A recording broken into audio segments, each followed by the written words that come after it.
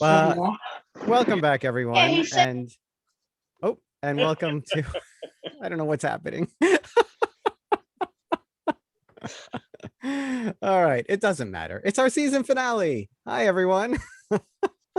And really, it's the end of our first year, and so special and great thanks to Heather Palasek and Habib Suab, who will be back shortly, for starting this series.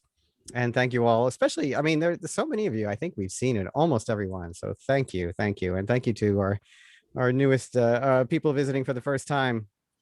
So we have a great show tonight, and I don't want to take up too much time. Just as always, use the chat to ask questions, and we'll try to get to them all at the end. And if they're for a particular artist, go ahead and mention that. If they're for both, you don't have to say anything, just ask the question. But I just want to make one announcement before we get going. We have a show coming up, and Ryan, if you can hear me, Ryan Casey is here. Ryan is curating a really amazing show called The Mark and the Memory, which will explore the ways the contemporary photograph can document, embrace, and process trauma. This is a show we've been trying to do for a good year, right, Ryan? From personal narratives to collective responses, the exhibition will examine how the photographic medium uses history, intervention, and self-documentation to address and respond to traumatic experiences. And that's going to run from June 14th to September 17th. So it'll be an all-summer show. And we'll have an opening in person and virtual, and a closing in person and virtual. And there are going to be some talks along the way. And there might be one or two of you here who are participating in it. But anyway, check that out. It will be at jkcgallery.online. And I'm now going to hand it over. So thank you, everyone. And we'll see hopefully all and most of you back in September. Is Habib, you're back. All right, take it away, Habib. Yo, what's going on, everybody? How's everyone doing? I hope you're enjoying this beautiful Thursday, because it's their Thursday, my favorite Thursday.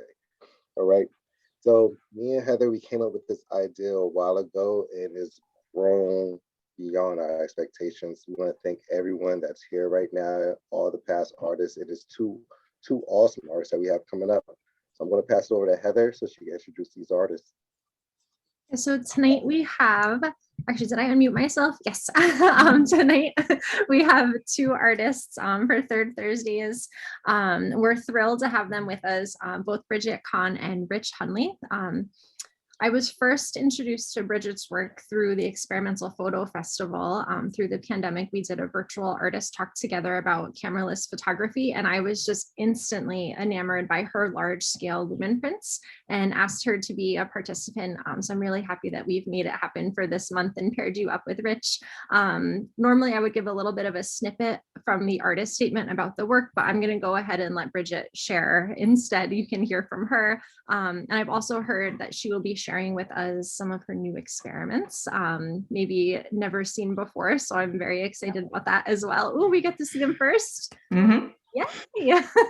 And then after Bridget does her artist talk, Rich Hundley will be going, and Rich is, here from Trenton, New Jersey. He's our local hero. Rumor has it that he has like the largest vintage camera collection known to man, with like over 1,000 cameras. So maybe he'll give us a tour later too. But Rich is a photojournalist here in town. He works for the Trentonian and the Morning Call. And I've loved following his work over the last year on social media. He's documented protests and politics and local events. He'll be sharing some of that with us today, and then also sharing with us his passion and his really amazing fine artwork in drone photography. So we've got two awesome presenters, and like Habib said, thank you so much for being here with us. We created this event to really build the photo community here in Trenton, New Jersey, and we're so happy to have you with us tonight. I'm about to pass it over to Bridget, but just one last reminder, if you have any questions, please type them right into the chat box, and Michael will be moderating at the end. So Bridget, if you'd like to go ahead and get started. Yeah. All right. Hi, everybody. Thank you all so much for having me. I'm so excited to do this. Let's see. Of course, I've done this a million times, but no, here we go.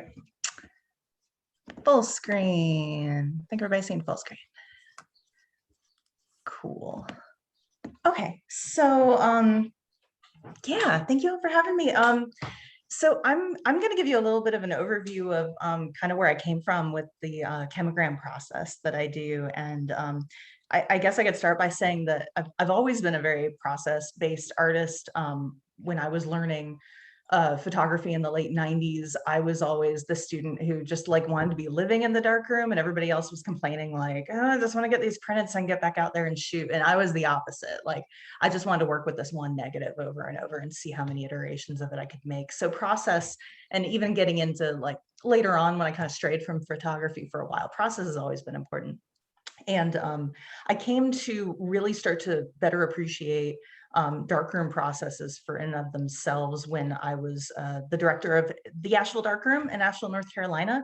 That was in the early 2010s. And what I was finding at that time, as the years went on, I mean, our membership was growing. It wasn't like all these naysayers saying the darkroom's dead. It was growing, and it was honestly just because our youngest generation right now is like they don't know the darkroom as a technology. They only know it as kind of like an art-driven space. So yeah, it just got more and more popular, and I was teaching there, and it was a great time. And I got introduced to a lot of artists who were starting to use analog photo materials more experimentally. Like Chris Mccoy, like love this stuff. If you haven't seen it, he's putting paper negatives into a large format camera and using all the wrong lenses. So it's like physically burning the print. So the sun is making this mark. So you have this very like physical print. Totally into stuff like that. I got introduced to Allison Rossiter, and she's doing, this stuff where she's hunting down expired papers on eBay and things that can't be printed for traditional purposes anymore, but she's making chemigrams out of them. And I really love the kind of, very abstract quality to her work.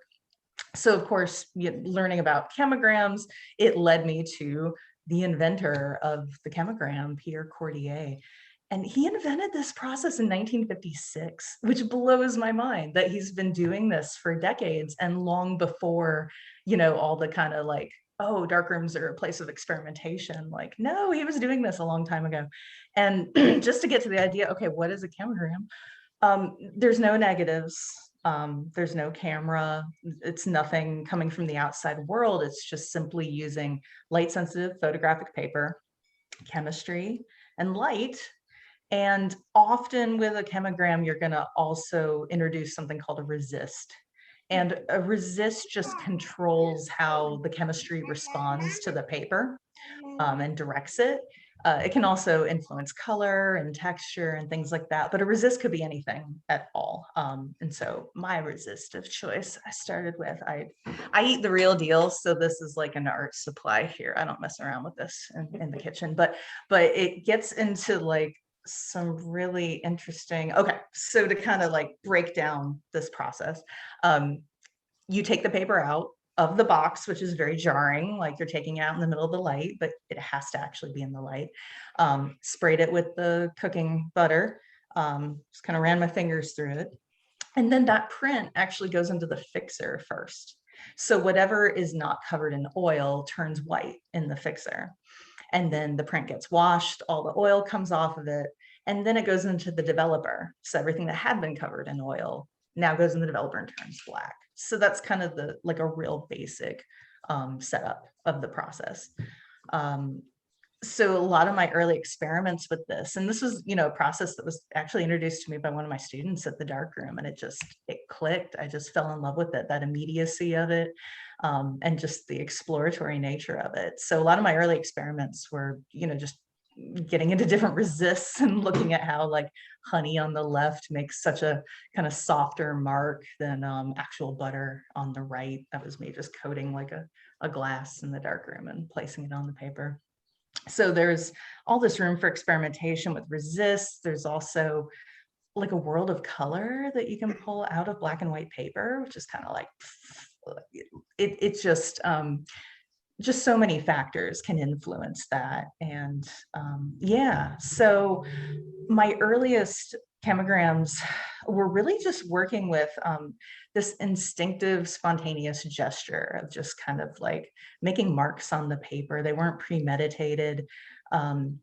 You know, going back to learning photography, I fell in love with photography, but at the same time, I was also struggling with the idea of silver gelatin prints in the 90s. Like they felt so automated, you know, like mechanical. It wasn't like a painting where you could go up and examine like, oh, this is, you know, here's this one unique thing and the artist made these marks.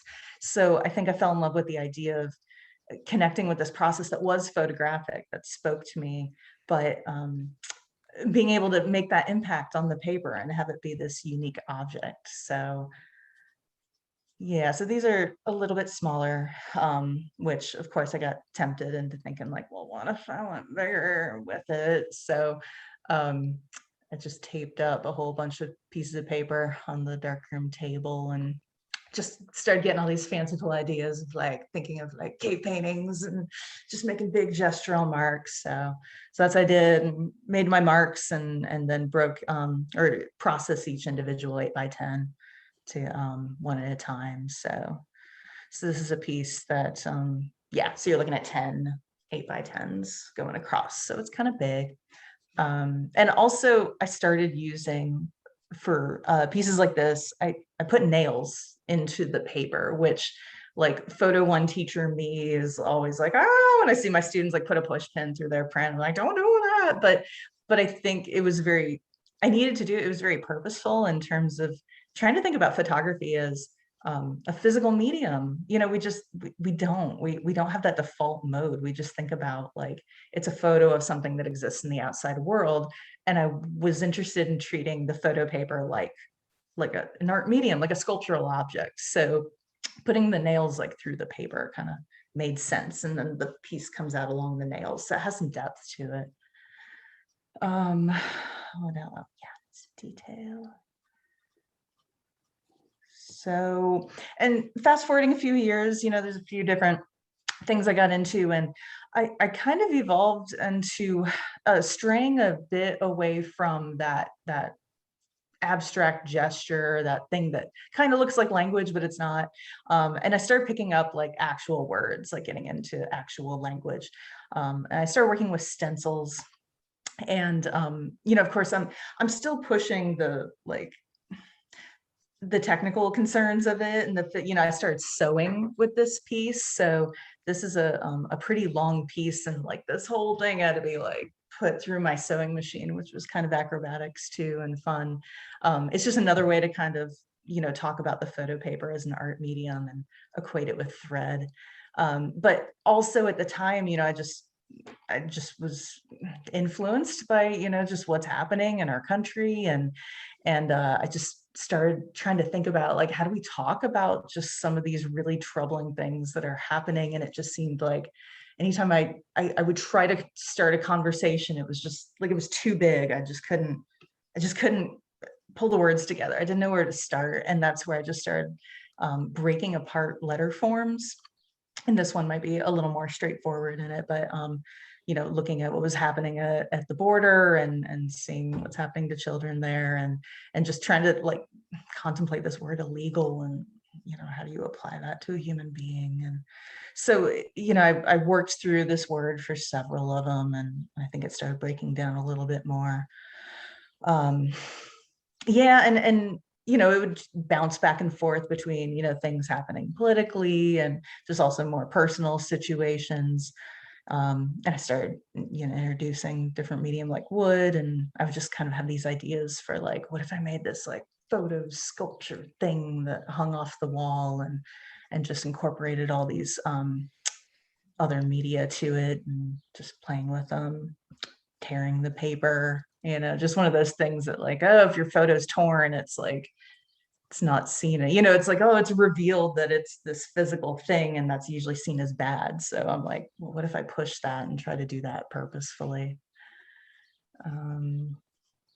Yeah, and then this is the one piece I think I've ever made that I hate the front view of it, that I so much more love the side shots of this piece, because you just get a better sense of how it's been constructed, and this thing actually sits on the floor and all that. So I think for me, like part of my art making process, I kind of need this balance between the spontaneous and the things I can't control, and then the things that I do plan. So, you know, the chemigrams and working with the words and just seeing, you know, how the chemistry flows and what letters will appear. That's like my nice, oh, let's just see what happens. But then the actual construction of it into some kind of sculpture or object is what satisfies that like very OCD planning part of me. But also, I mean, to be honest, there is discovery in this too, of just like sewing pieces up and then watching how things flow and making adjustments to it. So I guess, yeah, I guess there's a little bit in there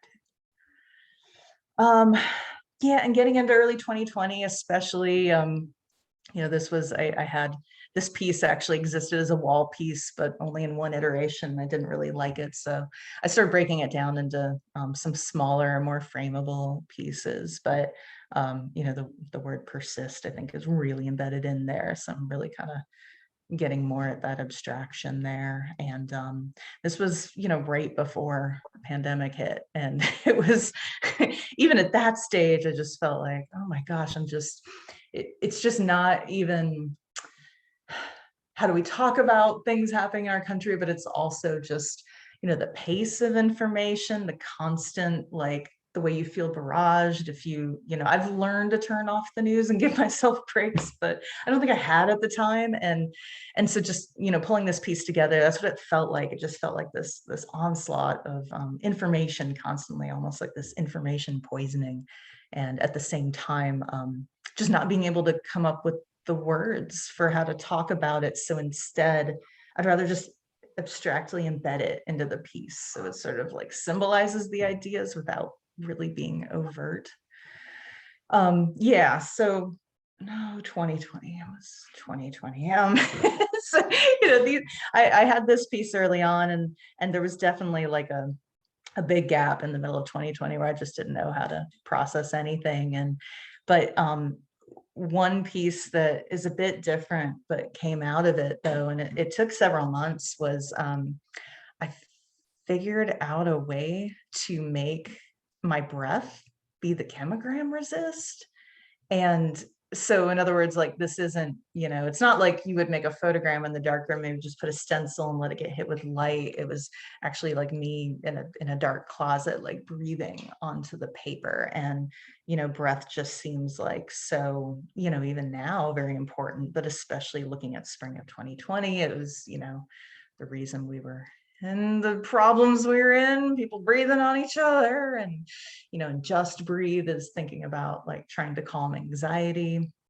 And then of course, George Floyd happened, and it just seemed like so, like, so I had to do something with breath. And I didn't want to abstract that one. I think also just the process in of itself, you know, and realizing and being able to look at that and realize that, you know, your breath is important right now, and some people are not paying attention to that.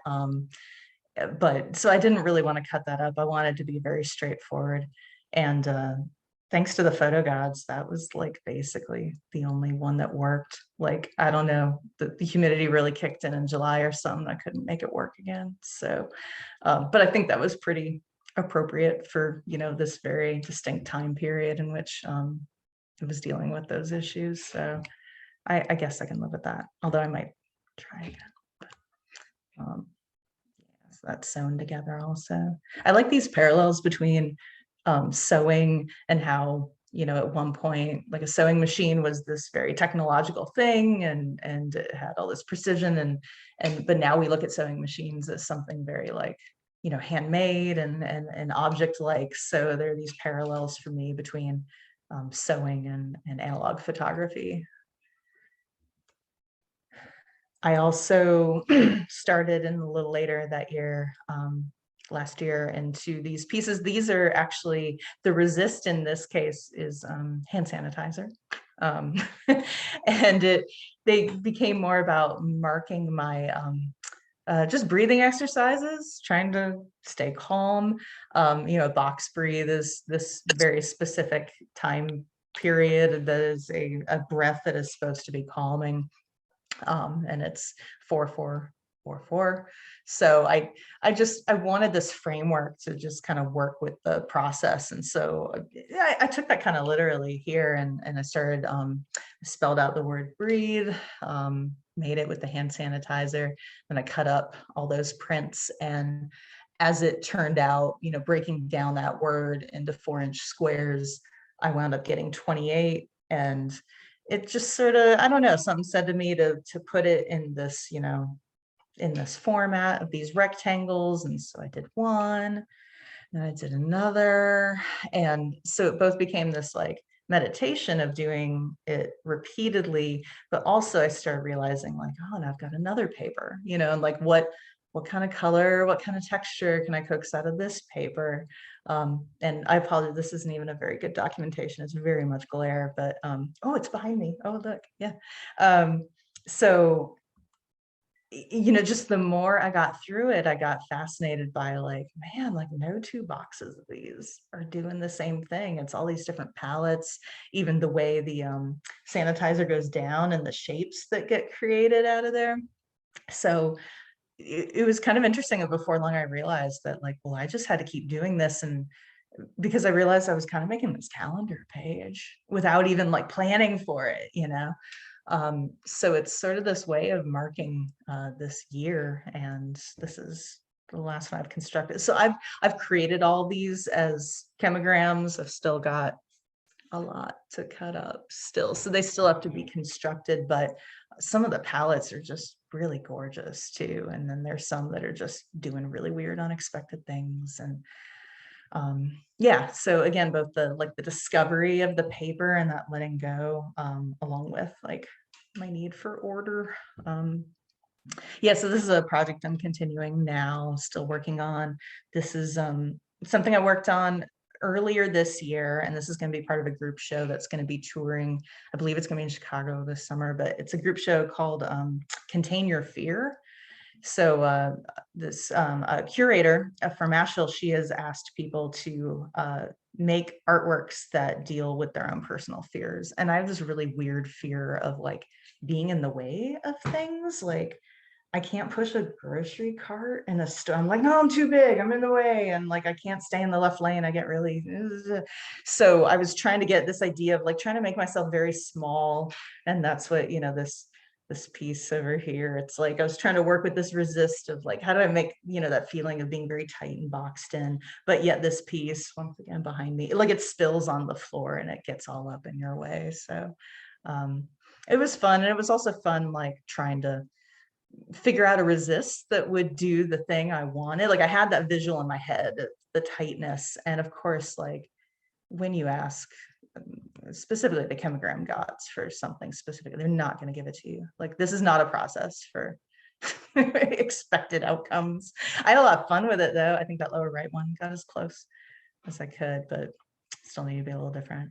So that's where I'll kind of wrap up in saying that like, because I guess I'm just a masochist or something, that whole idea of like, you can't control a chemogram. It's going to be what it wants to be. Well, that's what I'm going to try to do with this last project, because I'm wrapping around to something that pretty early on in learning chemograms, I poked at, I played with, I thought was really funny. I really liked it. This came from a silk screen that I had for this shirt that I had made like, I don't know, 10 years before. That's a young Salvador Dali and Man Ray. And I started thinking like, what if you used a silk screen to create the resist? And then you find yourself back into this photo realm, but it's a chemogram and it's like so ridiculous and tedious, and I love it. So I've been wanting to do this for years. I was supposed to do it in a residency last summer. Of course, that got canceled, and then they canceled it again. So I am super grateful that our local arts organization, Sulfur Studios, is super cool, and they have allowed me to do a residency here this summer where I'm going to be exploring this process. But I'm also, I knew that when I did this, it was going to have to be portraits. Just with that, there's so much abstraction that happens with this process. I knew I needed something identifiable, like a human subject, and I am not a portraiture person. Like, I've always been terrified of it, but it seems like now is the time to do terrifying things. And so, speaking of, just terrifying things, like, I've been inside for 14 months, like me and my husband, we locked down. And so, venturing back out into society is like I'm getting there, so I wanted to honestly take on this project as a way to start having and getting used to being around people again, but also trying to connect with people. And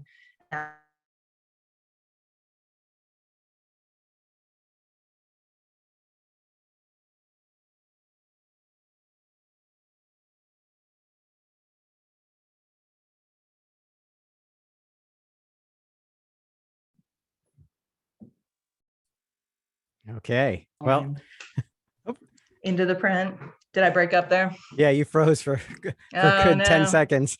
Oh man. What was the last thing you heard me say? The breaking, no, oh, actually, you stopped on a mid-word. Oh no. Well, I think I might have been talking about. Yeah. Oh, yeah. I'm going to be photographing with these kind of like long exposures to get to the idea of like kind of embedding the time spent with a person, but also, just trying to have some conversations and maybe learn from each other what our experiences have been and how things have changed. So yes, I'm going to be working with Sulfur Studios and having a setup where I get some people to come in. This one's a little better. These are literally just tests I ran like 2 days ago. So I don't know. I mean, I'm a suit person. I'm working on it. But I love the idea of, again, just that the process of it all. It does seem kind of silly. Like this could just be a photo, but oh, that's not fun to me. So this is kind of where I'm headed, and I'm going to be doing this from mid-June until toward the end of July here in Savannah, Georgia for a bit. And I don't know, it could be just filled with a lot of photographing. Maybe the chemigrams come a little later, but so I don't know, coming full circle, coming back around to, I guess I'll pick up a camera, but it's got to be a chemogram. So, oh, how bad did I do? Did I go over? Not too bad. No, you did great. Oh my goodness. I loved hearing about the whole process and how you've evolved over the years. And I'm so excited to see what you'll be making this summer. Thanks. Great. And Juho is ordering t-shirts from you already. In the comments. Yeah, that was great. Let me see. I feel like we had one quick little question that you could answer actually from Rich, just asking if you tone your prints or if the color comes from a natural type of fog. That's what happens in the chemogram process. There's a little bit you can control with color. Like just your basic, Ilford RC paper, I've kind of got like a step thing in my head of like how long to fix it for to get purple and it turns to pink, orange, and yeah. But then you throw in some other papers and it's like, unless you want to be real scientific about it. But yeah, there's absolutely no toning in there. It's all just when the paper gets partially exposed to fixer and then gets hit with light, it actually shifts the angle of the silver. I'm not that much of a chemist, but it does reflect the light at a different angle, and it is permanent, which is cool. So. Awesome. Thank you so much, Bridget. Mm-hmm. So we'll have more questions for you later. Rich, are you ready? Ready? Awesome. Let's click the right set of buttons here. Can you see me? Yes. How's that? Perfect. Good. Excellent. Hi, everybody. Thanks for coming today. Thank you, JKC Gallery, for letting me ramble for the next 20 minutes or so. Let me start my timer. Good. So I'm a photographer from New Jersey. I do all sorts of stuff, portraits, sports, weddings, whatever have you. Today, just going to focus on some photojournalism stuff and some drone stuff too. So we'll get right to it here. I'm not going to talk too much during this. I'll here and there, I'll throw some stuff in there, but what the images do, what they do. This is just a tardy Hessian at the barracks in Trenton. I wonder they lost the war. Whoops. Police officer's funeral. Drive by. Candlelight vigil. Love this photo. I was driving by and there were some fire trucks and I swung by to just take a look, see what was going on, and went back in time and took this photo. I love this one. Mott Street. Cool shot. I like it. Shoot a lot of sports as well for a lot of people. This is the seconds ticking off the clock in the championship game. Red Bank Casey's winning their back-to-back championships last year. Love the coaches in the back. Baseball. I like the baseball. Trenton Thunder a lot.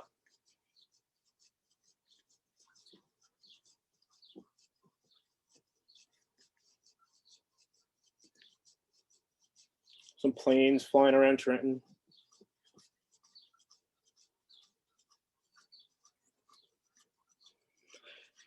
I like to just look around too, you know, while I was there to shoot something directly to my right and just swing the camera the other direction, just see what's going on. Never know.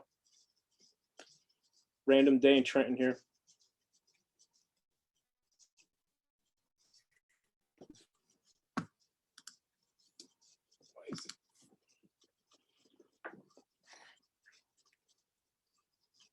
Love the tippy toes.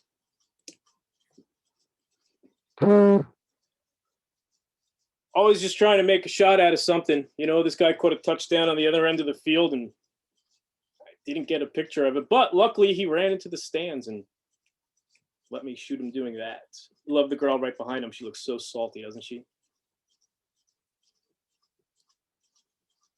Just documenting what I see. It's all part of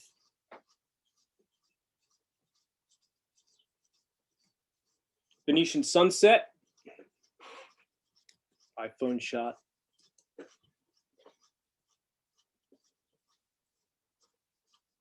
Again, I was obviously there to shoot wrestling and look in the other direction. Never know what's going on over there. It's not always what's in front of you. Dougie P.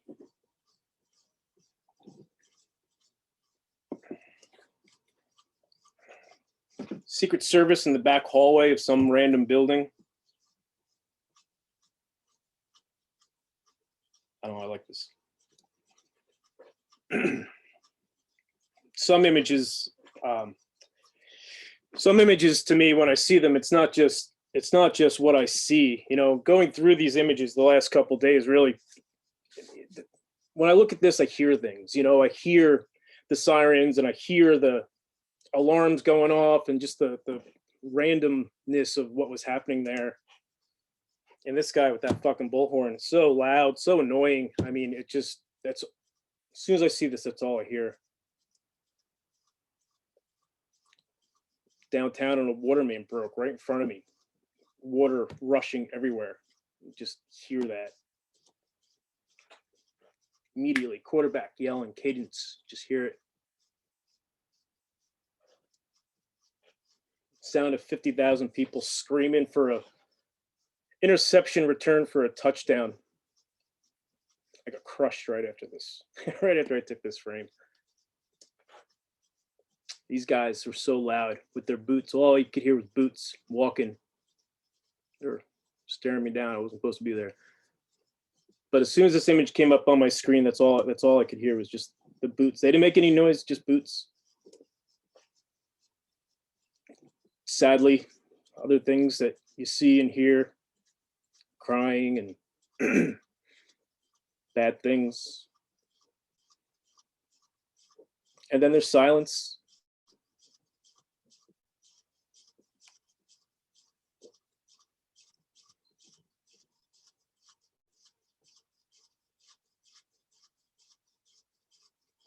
A lot going on.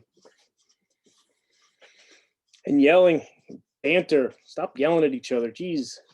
It's all first thing I see. Would just go right back to this day when I see this image. Everybody there in this park. Big empty room. Only person talking in this big giant room.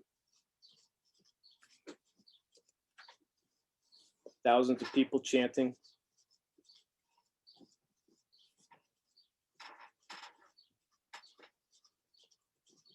Fire alarms buzzing all over. You can smell this picture. Surreal.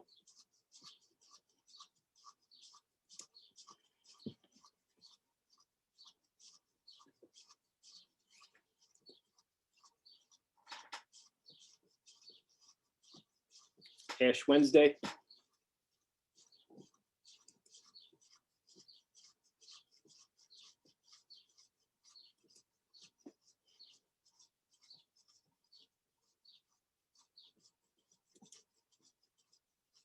This was a windy day.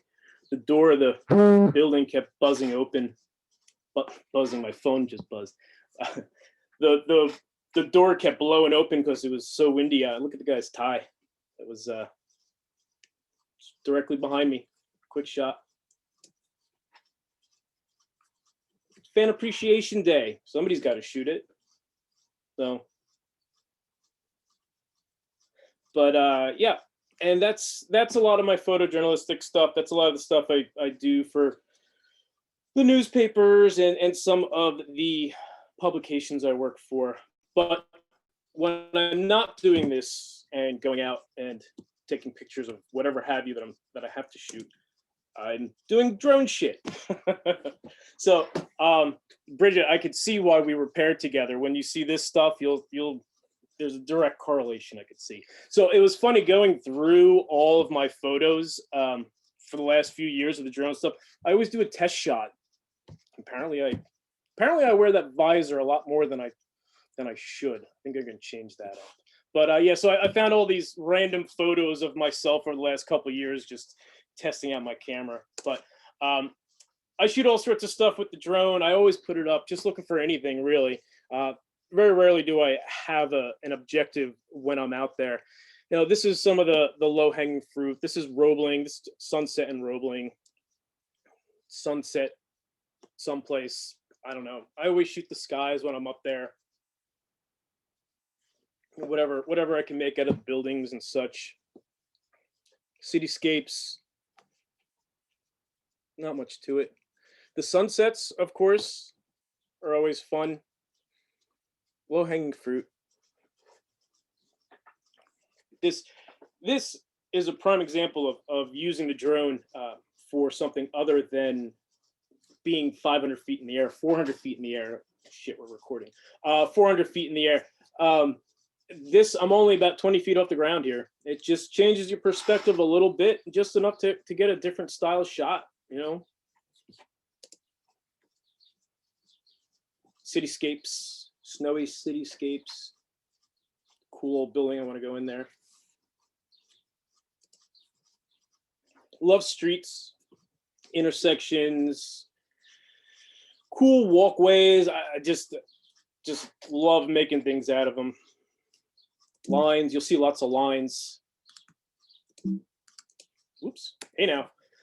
County roads out in the middle of nowhere. They're always fun shapes, and they're not always straight. And I mean, look at this cluster, you know.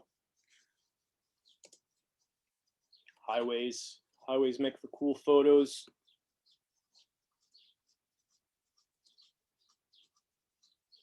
Good old-fashioned clover leaf.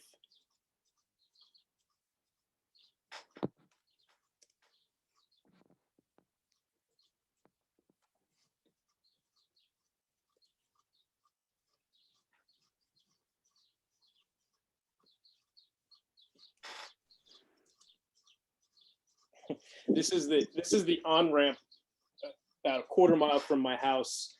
I shoot this thing all the time, usually just as test shots. And I thought it looked cool this day.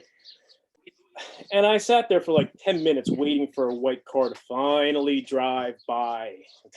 There was so many other cars and trucks that day. I'm like, let's get a white one. It took forever. It felt like forever. It was cold out too, obviously. Yeah, I like the streets. The streets are fun. They're easy too. They're cool looking.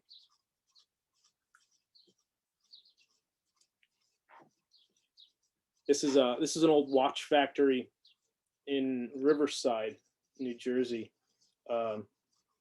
Just buzzing around. Again, no particular reason to be there. Never know what you're going to see. It's going to see you.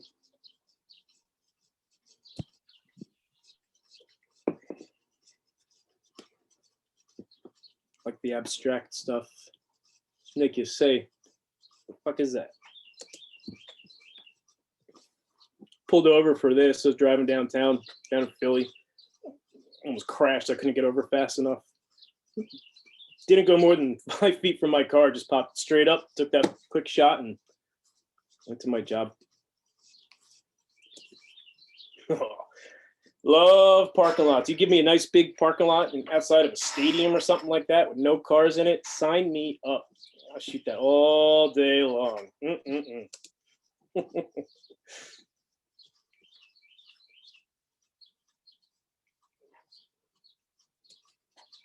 Bring this thing everywhere I go. You never know. I mean, obviously, you know when you're going here, but you know, it's always with you because you're going to come across something. And the other thing that I find interesting with this is your scale is 3-dimensional now. You know, so there's no correlation for size. You look at one photo and something is tiny, and I mean, there's a seagull in this photo, and it's the same size as one of these horses in this photo. So I think it's fun having that extra axis essentially when I'm flying around and making photos. I like the snow. Snow's fun. Easy to make nice high contrast stuff.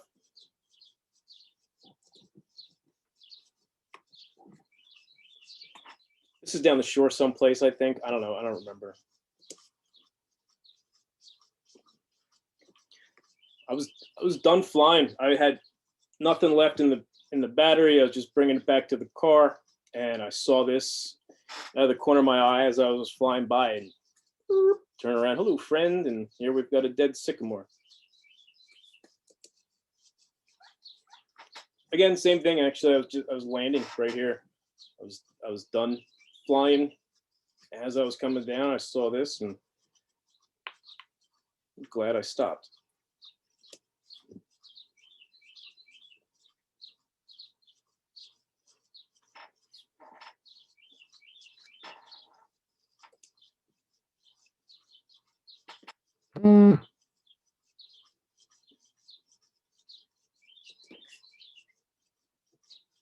This one hurts my eyes.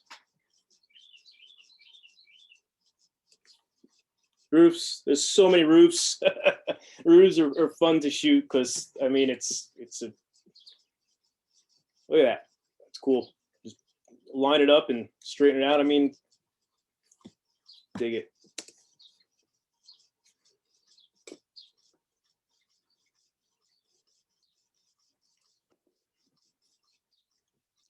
My editor called me up. She's like, "Can you go take drone photos of the old dye factory being demolished?"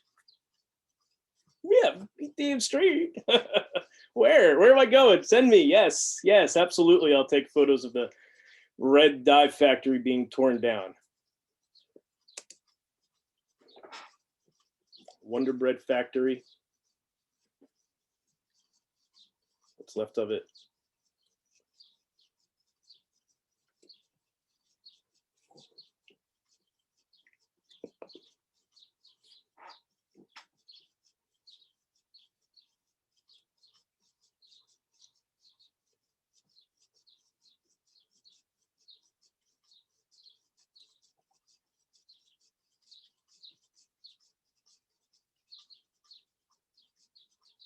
This is one of my favorites. I got to print this one. I like this one. Train yards are fun too because they're always different. Every time you go there, you can go there.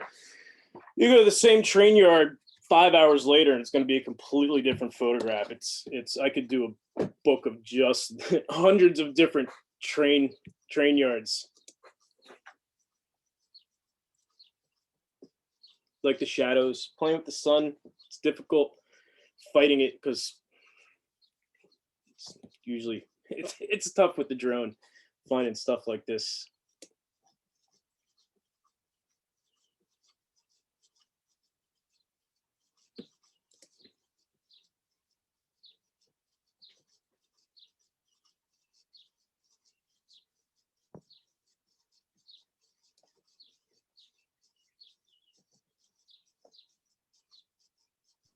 Hey, Rich, Yes.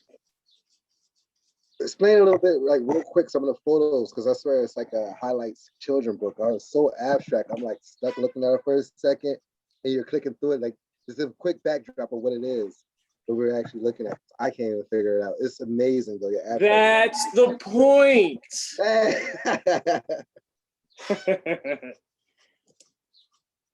That's a building, Habib.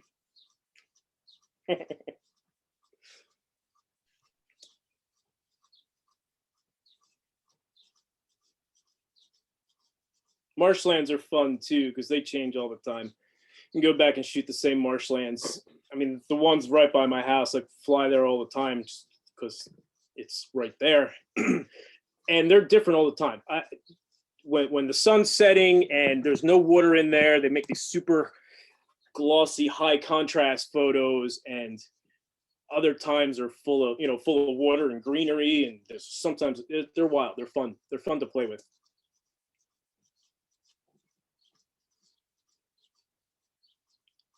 And most of this stuff, again, like I said, I don't know this is here. I do look at Google Maps if I know I'm going to a specific area. I'll go and I'll fly, I'll check something that's not around here. But the drone's in the car all the time, so I always pop it up and fly around and look for this type of shit.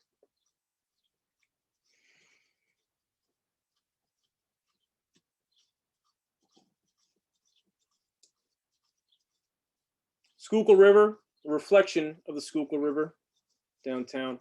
Philly's fun to fly in. It's so easy. You can fly anywhere. There's like 3 or 4 spots that have helicopter pads. The rest of the place, you can buzz around anywhere. I love flying in Philly. See?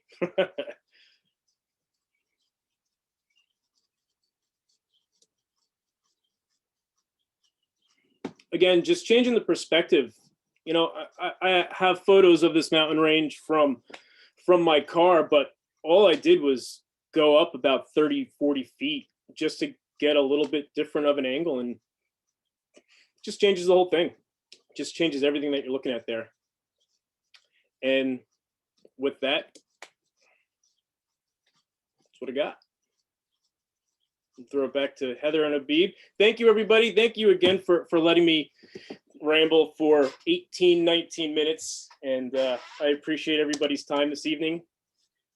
That was wonderful. I love seeing your drone work. Thank you. Kudos, yes, sir. Kudos. So if anyone has any questions for either Bridget or Rich, or for both. A comment from Joe Dunphy that I think that Rich could respond to.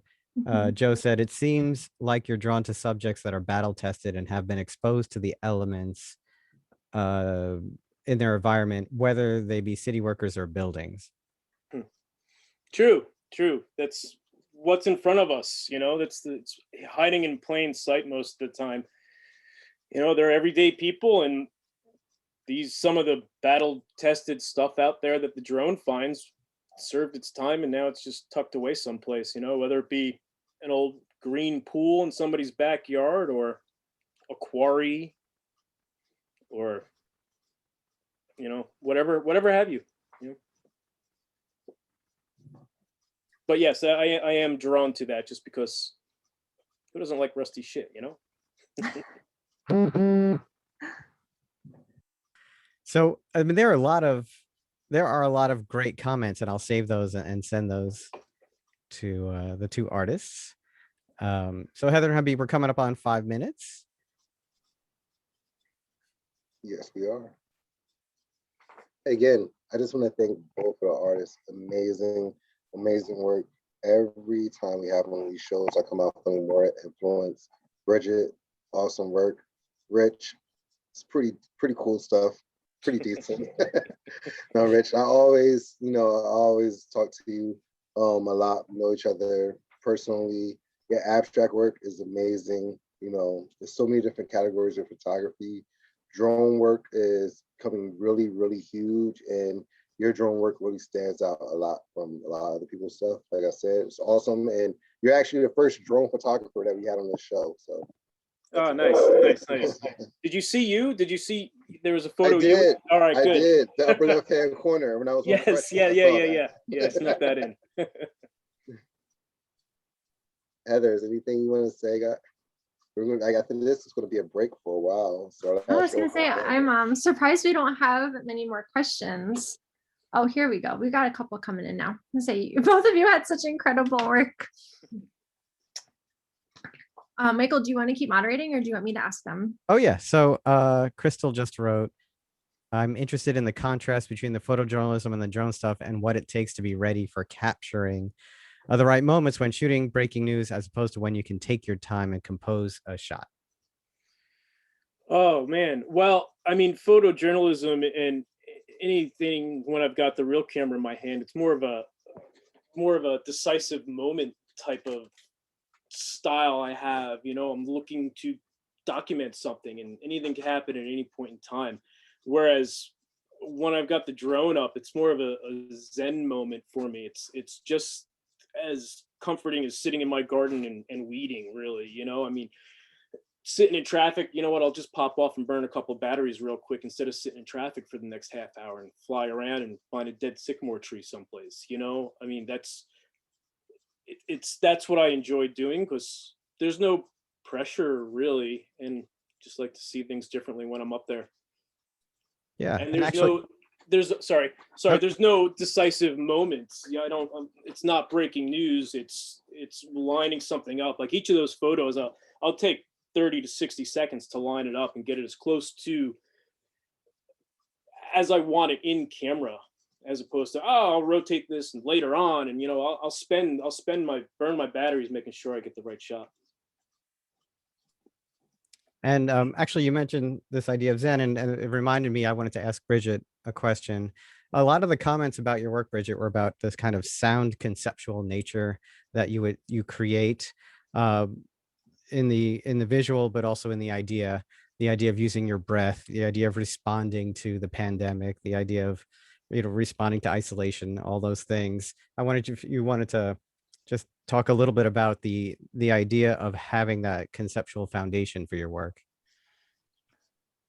Well, it's funny because when I first started making the Camogram work, there was like this very, like, for me anyway, like this moment where like the work I made before Chemigrams was totally different.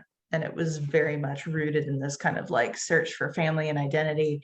And honestly, I just kind of evolved to a place where like I didn't need to speak about those things anymore. And I hit this like wall, and I was like, what do I make art about now? And then so when I got into Chemigrams at first, it was this totally like this technical driven process, and it felt very freeing to like not have to deal with these very kind of heavy issues, but then I struggled with that for a lot of years, where I was like, but I don't know if I just want to, like I apologize, like I know some of that's like super normal, this chemical goes in here, but like that's the stuff that really excites me. But at the same time, I know like that's not appealing to everyone, like you're not going to nerd out on that the same way I might. So it did kind of keep bugging at me, where I'm like, I don't know, like I just don't want it to be this like either formal or just a technical thing that only photo people. So and then rather than just like really stress out about like, oh, what am I going to make it about? I just kind of like sort of learned to like relax and be, well, what's just influencing me on a daily basis? It doesn't have to be like sit back and write a whole thing necessarily, but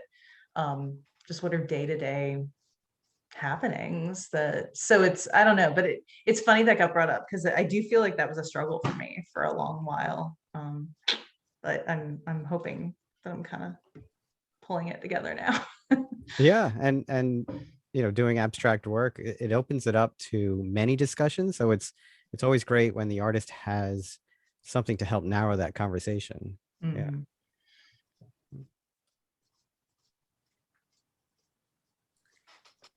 All right, we're a little after 8. Do you guys want to any final Any- comments? One last thing, I try to give the artist opportunity, anything, upcoming projects you want to plug or anything like that, real quick. Well, if you all want to make it down to Savannah. Yeah. Mid well, if anybody's visiting, if you look at sulfurstudios.org, that's where my residency is going to be hosted, and I'll have a couple days a week where I'll just be sitting with people and having a conversation and photographing, and you can also come see Savannah, I guess. Well, to answer your question in regards to what certain things are, you can just check out my Instagram. There's all sorts of, a lot of the stuff that was there today was on my Instagram, and it'll tell you what some of them are, but some of them it doesn't, because why? I was gonna say we should tell everyone what your Instagrams are. So Rich, yours is Dodgertown, and Bridget is just your name, Bridget Conn. So if you want to look up either of them, or you can go to the JKC stories, and I know you were reposting some of the stories I just posted, so you'll find them for sure. Yes. And of course, the recording will be posted at some point. Yes. Yeah, awesome. Well, thank you both so much for coming. It was amazing to hear about both of your works. And I feel like I know more of a connection between the two of you now after hearing you both speak and seeing your work. So it was really enjoyable. I'm feeling very inspired. Yes. Thank you. Thank you. And thank you, everyone. Thank you for being with us all year for some of you, and closing it out with us for this season. And we will be back in September. All right. Awesome. Bye, Bye, guys. everyone. Thanks, everyone.